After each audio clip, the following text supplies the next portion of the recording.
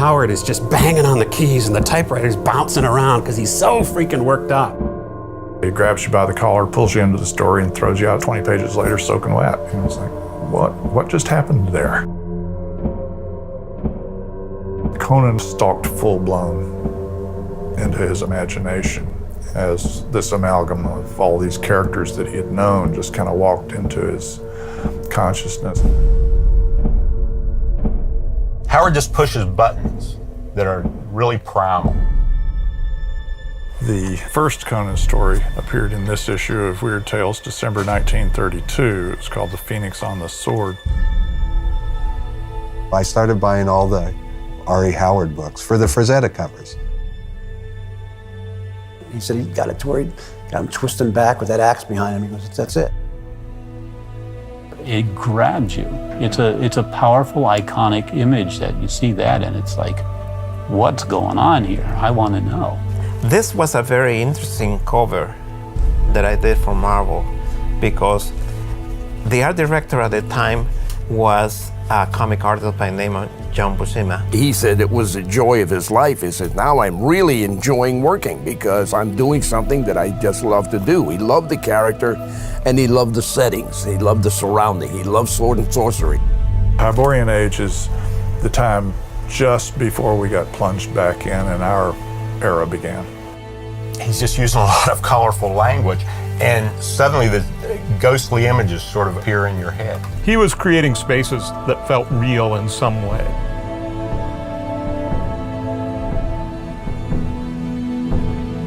I wanted it to feel as much like Howard in comics form as I could possibly make it. All that Frazetta that I studied just like popped out. We always were very conscious of Howard as like this removed character in the book. With the Conan, you got the sense that you're watching a life while Roy was writing it. When I was able to start adapting Robert E. Howard's own material, that interested me even more because now I could actually do the material that turned me on about Conan and weave that in with new stories. I try to capture different aspects of what Howard wrote into the character. I don't perceive showing the woman's body as being demeaning unless she's being demeaned.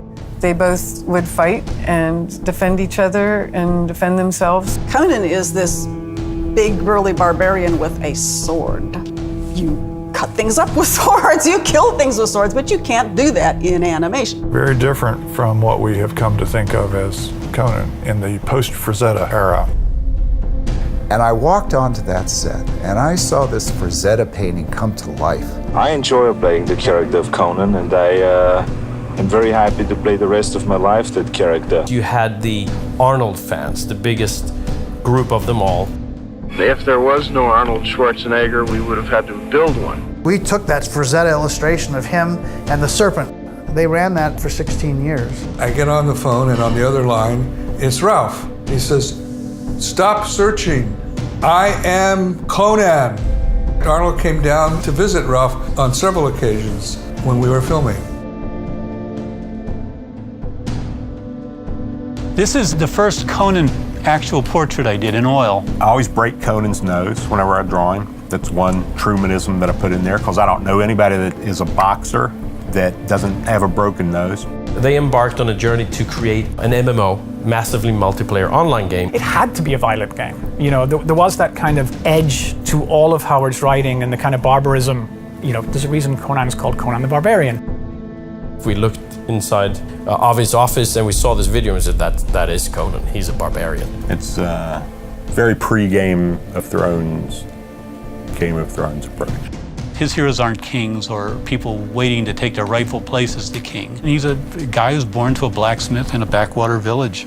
He's a combination of a biker and Jesus. Conan is the individual versus the decaying culture. He's always the master of the situation, and he's intellectual as well as physical. Conan is really somebody that we wish we were.